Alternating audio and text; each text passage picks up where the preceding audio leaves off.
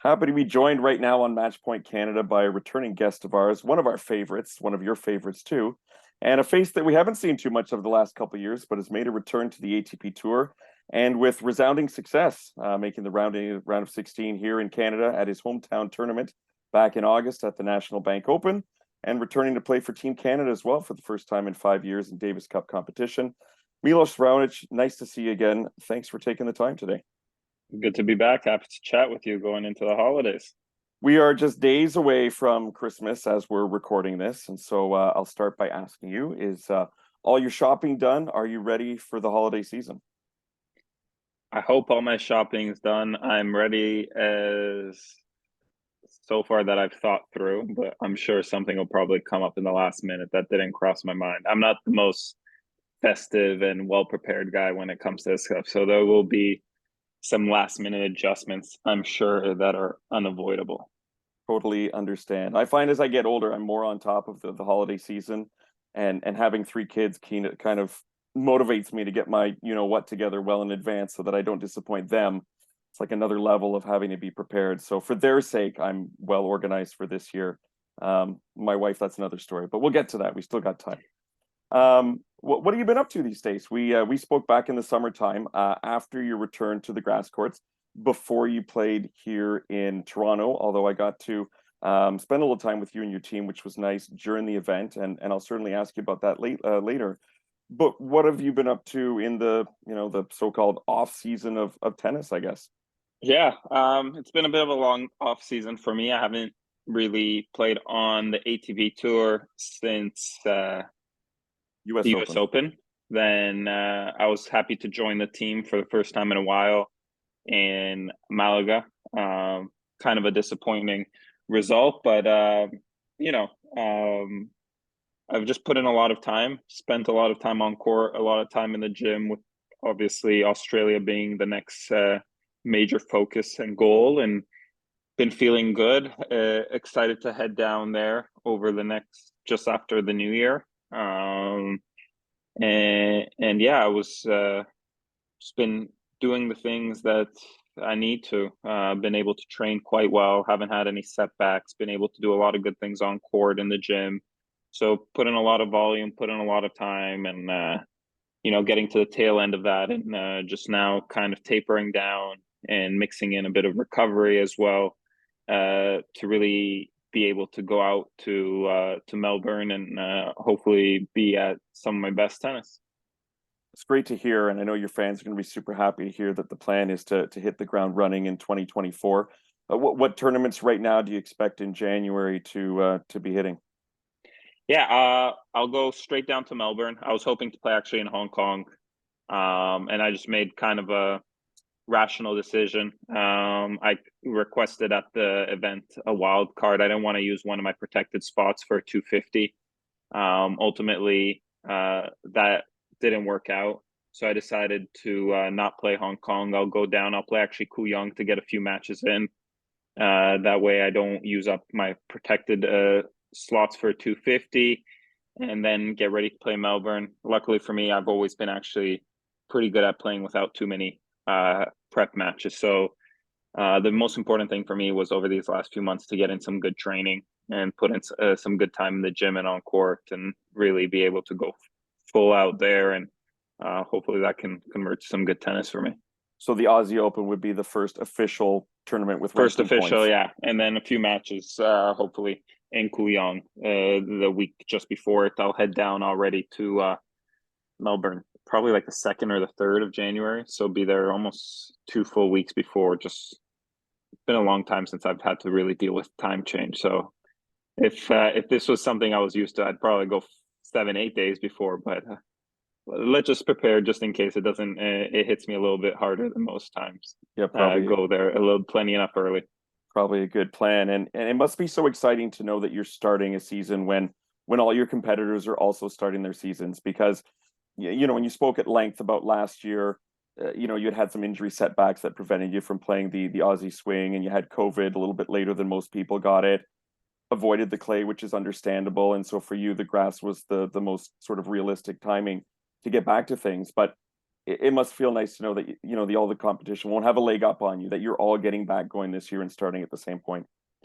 Yeah, and really, I've just focused on myself. Even starting middle of the year, it's just the benefit, I guess. But for me, the thing that's the most encouraging is the time and effort I've been able to put in the last couple weeks, and then also be able to go play Davis Cup, have that on my end of things go pretty well. Was happy with my level there, considering everything, and it also gave me a good checkpoint for the rest of the off season for a lot of things to work on. So that's all been really positive. I'm happy about it, and I'm happy with the way things have gone. Now it's just really about the last final push, and then kind of regenerating and freshening up and getting excited to go.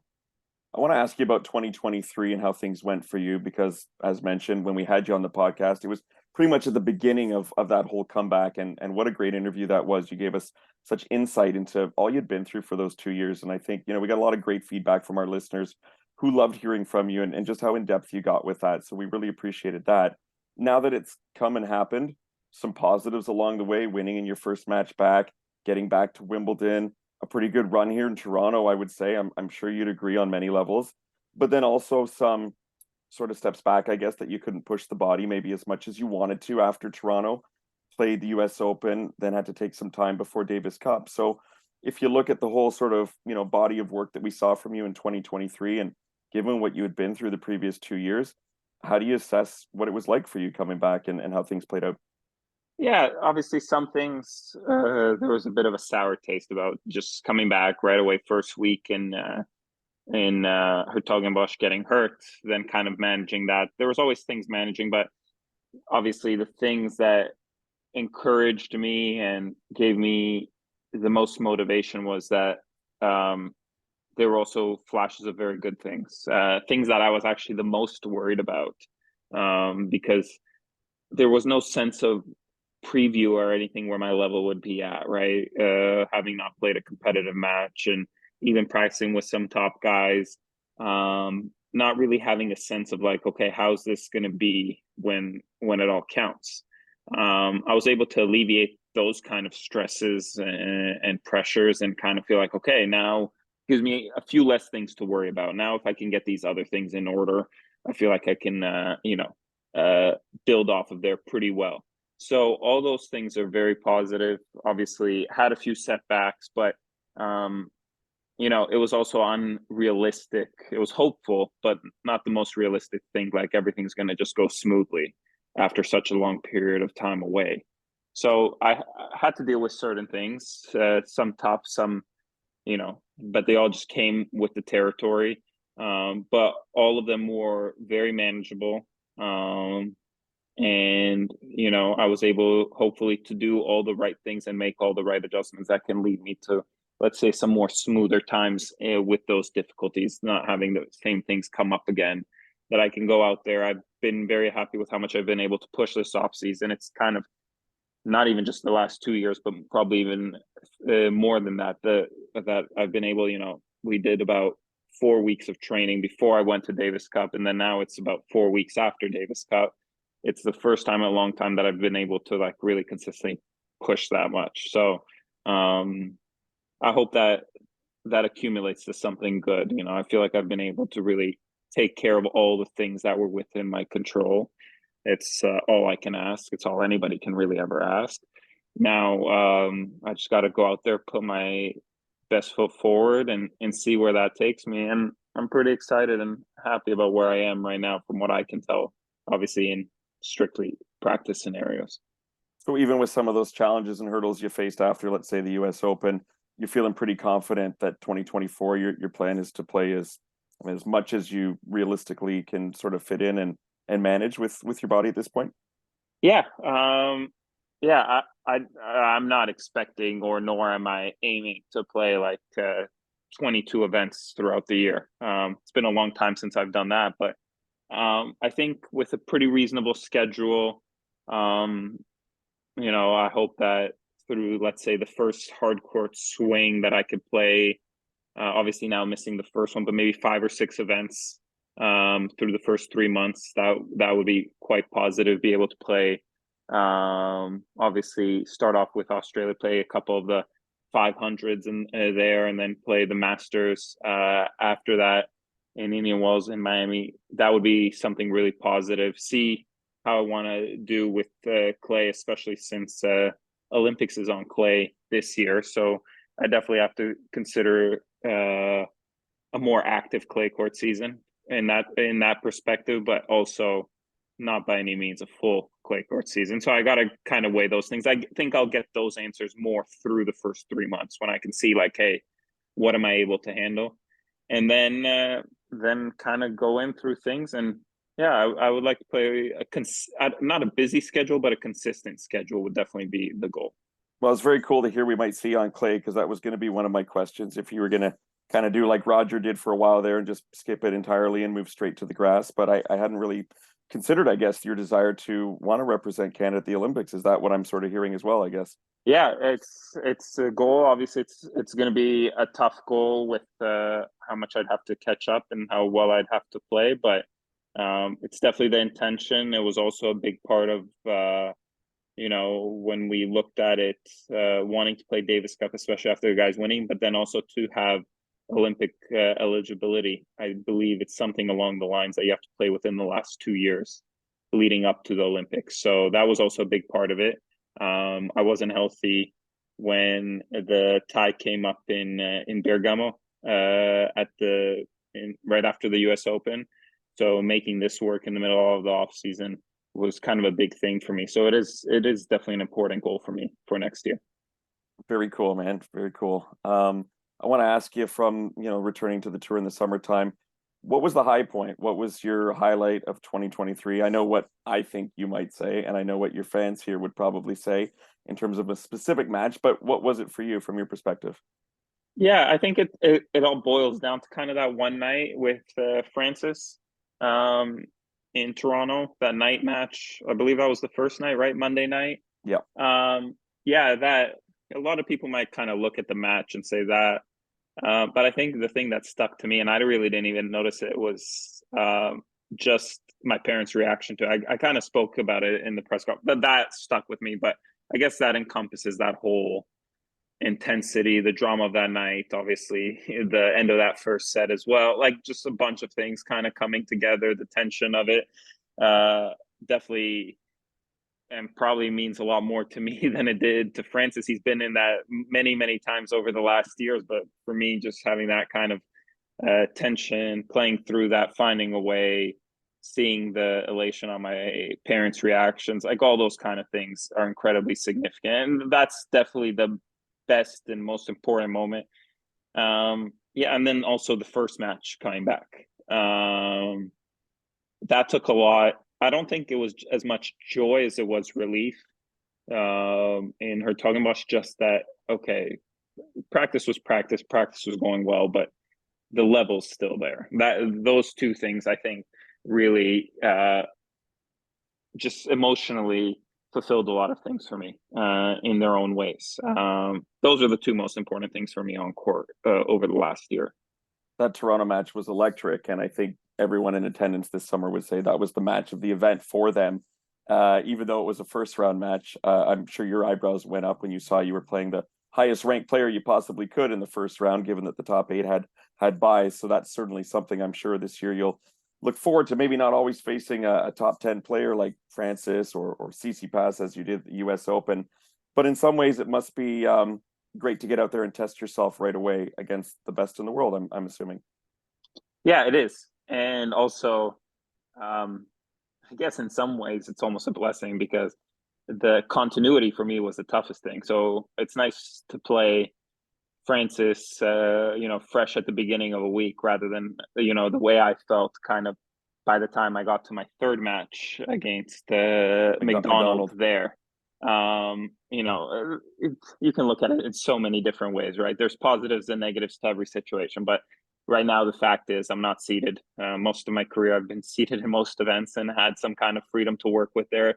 I just got to take things as they go and as they come, and I just got to take care of the things I can. And whoever's on the other side of the net, beauty for me is my server will always give me a chance. He'll keep me around. give me some kind of opportunity in tough moments and in good moments. And then I just got to build up from there. At least it gives me a nice foundation.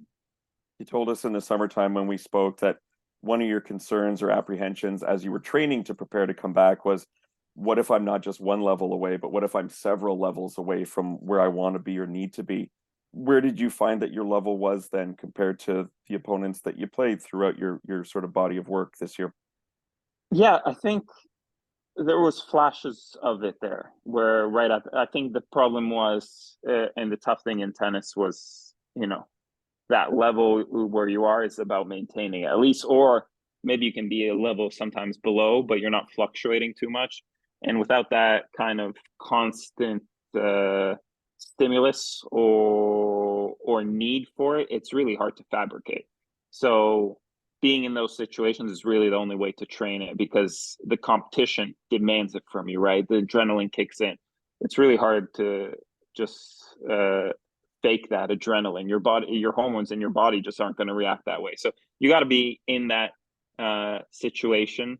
And I fluctuated. I was a little bit volatile at moments, but the signs of it were there, and the path of how to get to that point where it's consistent was there. So that was a big relief for me, that hey, there, it's in there. Now you just got to kind of keep working hard at making it a staple and making it a consistent thing. And did you find consistency with how many water bottles and rackets to string and all that kind of stuff that you joked with us was your one of your big concerns, actually? Yeah, I don't know. I'm still figuring it out, to be honest with you. I was just yesterday on the phone with Nate from Priority One. He was setting up my rackets for me, and he was kind of having to still remind me, like, hey, you're off to Australia. This is what you need. Like, I almost forgot to reach out to him and be like, hey, the new year's starting. Where are my sticks for the new year? Luckily, he was a step ahead and keeping me on my toes. That's for sure. Well, good luck with all your packing for this big upcoming Thank trip, you. as you're, going to be a little bit far from home to go back and grab something you forgot for sure. I want to ask you about your return to Davis Cup play, first time in I believe 5 years, being back part of the squad, a squad that you know well, but that's also changed since back then. No more Daniel Nestor. He finally had to hang up the racket at some point, but some new faces in Galarneau and Diallo, who both had a pretty big year for their development in terms of, looking like real professional players. Vasek was there, although still dealing, I think, with some elbow issues. And Felix, who unfortunately couldn't take to the court against Finland. But what was it like for you to be back amongst the group? It's rare for tennis players to get those team competitions. So what were the highlights for that for you? Yeah, it was great, to be honest with you. Not only did things change quite a bit within the playing team, but also just the staff around was quite different. I think there was a lot of people that were kind of the same, but also roles had changed, all these kind of things. So the whole dynamic was different, and it was fun. It was nice to get, I've spent time with Felix, obviously with Vasek through juniors as well, but getting to know the other two guys, especially with how instrumental both of them were with the success that the Canadian team had in Bergamo to get to the finals. And then just getting to know them. I've had the chance to watch Gabriel play a few times, but also being on the court, getting a chance to feel it, that kind of stuff's exciting. Playing points, practicing together, practicing with Alexis as well. Like, those kind of things are quite exciting, because then, you follow results a bit more, you pay attention a bit more, you kind of develop like a thought process of how they could do and how you would play them, just because you're competitive naturally, and then you Right. follow and you kind of, you feel more in touch with it, rather than just like, it's nice to follow another Canadian. You feel a bit more in touch with it because it's also a competitive aspect to it. So all those kind of things were fun. It was a weird thing because there were so many players managing things throughout that period of time. I think everybody, obviously Felix not being able to play, Vasek really took one for the team stepping up, because he wasn't feeling that great at all, and he really stepped up. You could see in the match he was struggling a bit. I guess Gabriel was also questionable in a lot of scenarios because he pulled out the week before. I believe in Calgary Challenger. So everybody's like, okay, so who's left? Milos, who's barely played like a few matches. I believe Alexis was carrying something into the week as well. So it was kind of a weird week in that sense. But Frank got us all together. I think everybody who played gave it their best, got the most out of themselves. It was a disappointing loss, but nevertheless, it was a great week. It was a fun week, and it was one of those weeks that you don't know how much you miss them until you're in it. Right. You can sometimes take it for granted, and then you get to go through it, and you're like, "Wow, that was a really fun week with a great group of guys, a great team as well, great support." It made it that much more fun. And no offense, but maybe a funny feeling with you being the healthiest one among the bunch there at that event. Yeah, yeah. Maybe if the bar is low enough, right? Hey, you don't tweet too much. You're not super active on social media, but I'm just looking at your most recent original tweet, and it was congratulating the women on their big breakthrough and historic victory at Billie Jean King Cup. And for that brief period of a couple of weeks, how Canada was world champs on both the men's side and the women's side. Just what a remarkable ride for this country. What's your takeaway and thoughts on what the women achieved together this year? Yeah, it's incredible. The guys gave us a glimpse of it. I believe it was in 2019, just before COVID, with that finals versus Spain, I believe. And then to do this, what they did last year, took it to a whole nother level. And then also the girls really to step up, which was, I followed a little bit earlier in the week, and then it just felt like something was just steamrolling. It's just one of those classic sporting event stories. It just kind of steamrolled into one thing, and all of a sudden, Canada is atop the tennis world in men's and women's. That wasn't on many people's bingo card, so that just shows you how significant it was. Maybe not so crazy if you just look back like a year or two where you say like, hey, this is possible. But people that have been following Canadian tennis for a long time, you mentioned this 10 years ago. It's kind of like, that would be a nice thought. And I'm sure it became a real focus of Tennis Canada. But you look back like 15, 20 years, maybe people have said it, this would be kind of a nice thing to achieve, but I don't think people really ever believed or even had an idea of what the road to get there would look like. So to have that kind of a drastic change within, I don't know how people, but what is it? A generation and a half of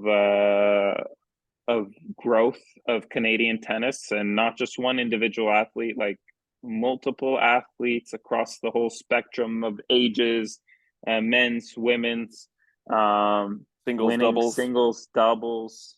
I think Dabrowski's also won mixed doubles. Like just the whole scope of it. It's just like that little cherry on top where it makes you get to that pinnacle, and then you look back and you can really appreciate all the steps that happened to it, right? There was a few times where I was on the team where it was like, I remember I was as a hitting partner. There was matches like to not get relegated to like group 3 or group 2. I don't remember what the old format used to be, but As far down as you could go. Yeah. Yeah, most people wouldn't understand what that means, but it'd kind of be like, I don't know, 4th division in EPL soccer or something like that, where they play in front of 12 people in the crowd if they're lucky, that kind of stuff. So it's a pretty drastic change in a very short period amount of time. And what I love about the team success is sometimes it can kind of, not distract, but kind of amplify the positive vibes when you look at maybe things didn't work out in singles competition for ATP or WTA events. Like everyone would love to see another Bianca Andreescu win, or to see you in a final again, or something on that magnitude. But then the team events come by, and we have a result like this, and I think it really just picks up everybody's feelings in the country, tennis fans who otherwise were thinking, maybe it wasn't as successful a year as we thought it was. And then all of a sudden you end with something big like this as a group and show what we can accomplish. Yeah, it is. And I just wish it got the credit and the attention it deserved. especially throughout Canadian kind of news at the moment. I kind of looked around just to kind of see last year and then this year. I think people underscore and underappreciate how significant it really was. And yeah, you take those things for granted until you realize how hard they are to do. And yeah, the players that have achieved those things and the staff and the teams that have achieved those things, obviously, with Michael stepping down in a week or so, whatever it may be, like the team he's put around. Then you have Guillaume, who's been on around with Davis Cup with the high performance, from Alain Beaupre, who's organized a lot of things for us, for the from Frank, who's been a player and a captain, just on all ends of the spectrum. It just touches so many people, right? There's so many people where this was a mission statement, right? All throughout Tennis Canada, where they have contributed and they have participated and they are part of many of the reasons for the success of it. Yeah, well said, and good to point out all those names, and certainly Michael Downey is ending things on a real positive note, and we're going to end things here too on a positive note with a couple of questions that our listeners have submitted for you. So don't point the finger at me if you don't like them. They're great questions, I'll tell you ahead of time. They sound positive, so yeah, nothing too difficult. No more hard balls. Okay, so Shirley Hatt is asking, what are your specific goals for 2024? Yeah,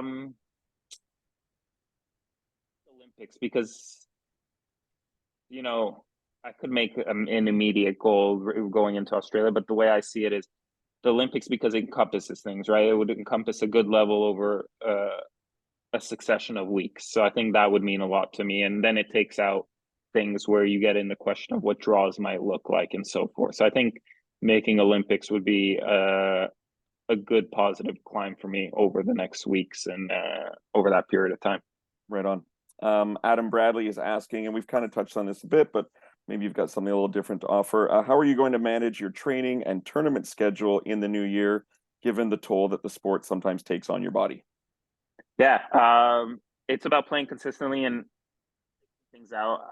I've followed it for a long time. I don't see myself playing more than 2 events that are in consecutive weeks. Definitely won't get up to 3.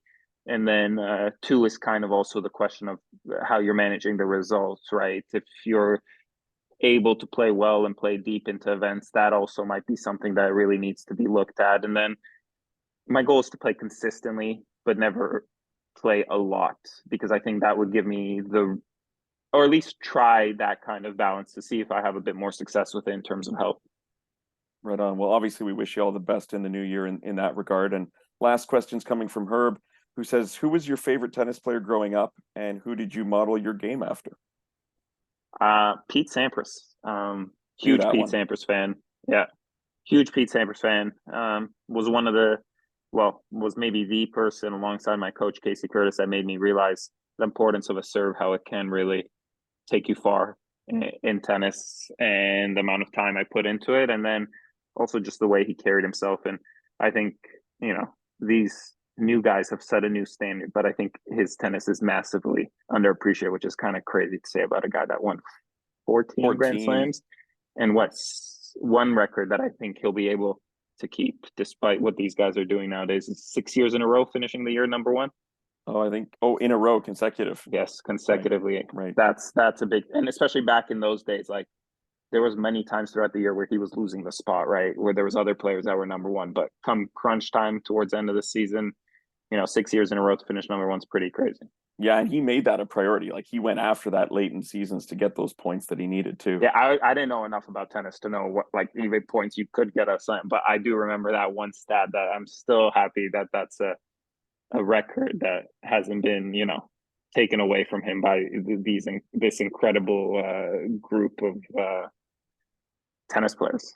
You ever hear from Pete anymore? He's such a quiet character in terms of... I he's always kept to himself, but I saw that thing about his wife going through a difficult issue where he released a statement, which, you don't want anybody going through that. And obviously have my idol going through that.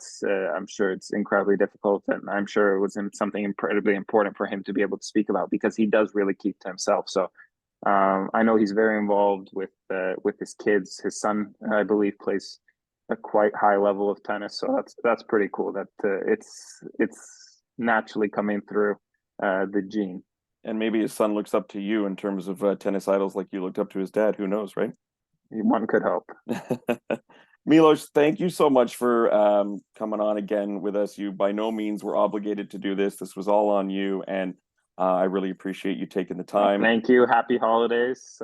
Enjoy it, and see everybody on the tennis courts in the new year. And we look forward to catching up with you in 2024 and sharing all sorts of successes as well. So the best to you and yours this year too. Thank you.